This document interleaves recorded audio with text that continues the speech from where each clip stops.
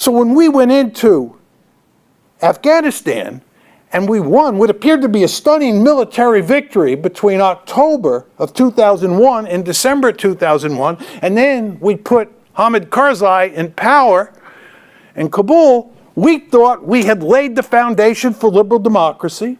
The Taliban had been routed, we got out of town, and we reloaded the shotgun to go into Iraq. And you might not believe this, you young people in the audience today, but Iraq was not the last stop on the train line. We thought we were going to go in and do in Iraq what we did in Afghanistan. Go in, knock off the government, put Chalabi in place of Saddam Hussein, and then march on to the next target. Very important to understand that. When the Israelis caught wind in early 2002, remember we have won, quote unquote, in Afghanistan by December 2001. When the Israelis catch wind in early 2002 that we're thinking of doing Iraq next, they send a high-level delegation to the United States and say, are you crazy? You should be doing Iran next, because Iran is the real threat. This makes perfect sense if you read the newspapers every day. What does the administration, the Bush administration, and their neoconservative allies on the outside tell the Israelis? Relax. Iraq is the low-hanging fruit. We're going to deal with Iraq first, then we'll deal with either Syria or Iran next, and we might not even have to deal with Iran, because Iran will throw its hands up and surrender, knowing that we're on the march, that the Crusader state is capable of knocking off regimes here, there, and everywhere and turning them into liberal democracies. This is what the Bush doctrine was all about. Of course, it failed, so people don't talk much about this now, but that's what they were thinking now. There was a real sense of optimism in the United States, right? But anyway, we gave up on invading countries after Iraq, but we still have been interfering and causing all sorts of trouble. Syria, in the United States, they like to say, the United States has had hardly anything to do with what happened in Syria. This is nonsense. The United States is deeply involved in Syria. We were funding and training rebels. We worked with the Qataris, the Saudis, and the Turks to help overthrow Assad. We bear a huge amount of responsibility for that giant mess. Libya, we all know what we did there.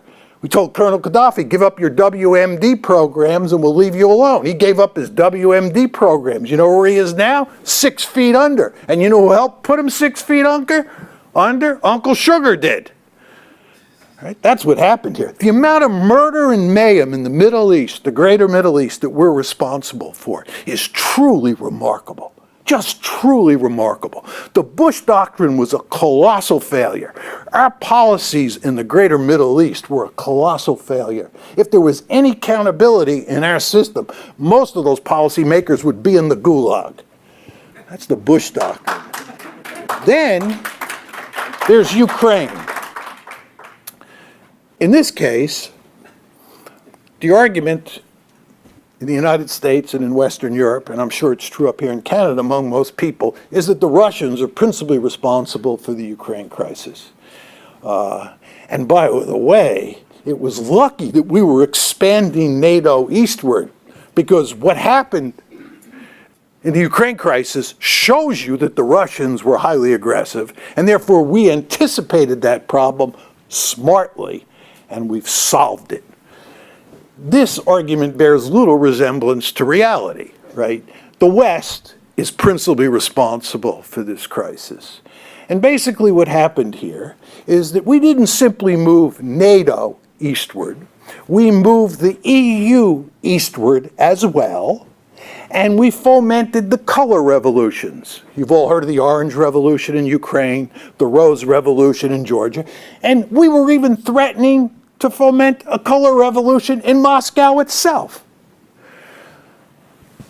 Now, what's going on here? What we're doing is we're taking liberal hegemony and we are moving it eastward in Europe.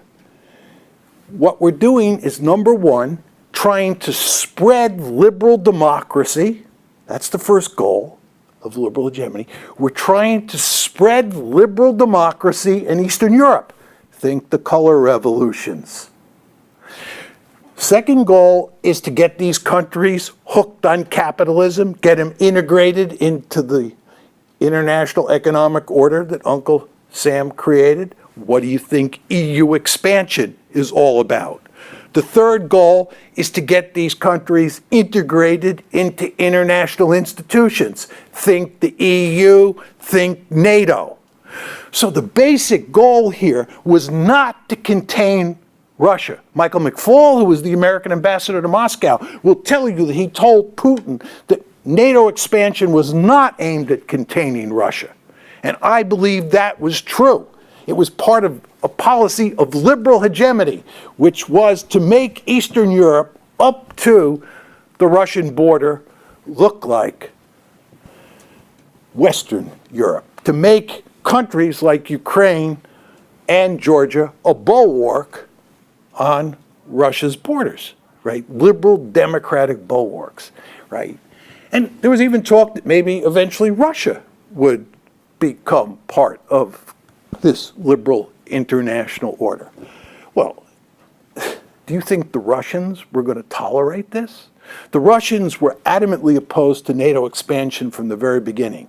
They opposed the 1999 expansion, which included countries like Poland, Czech Republic, and Hungary.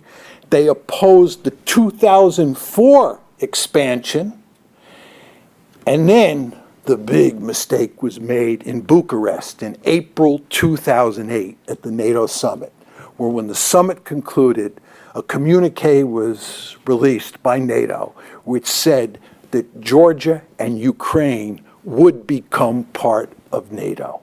And the Russians said, that is not happening. It's no accident, ladies and gentlemen, that in August of 2008, there was a war over Georgia, and it's no accident that in February 2014, a war broke out over Ukraine. The Russians have absolutely no intention of letting either Georgia or Ukraine become part of NATO. And as you can understand, the Russians don't like the idea of a color revolution in Moscow. And I'll talk more about this in a minute. But we, with NATO expansion, EU expansion, and the color revolutions, went a bridge too far.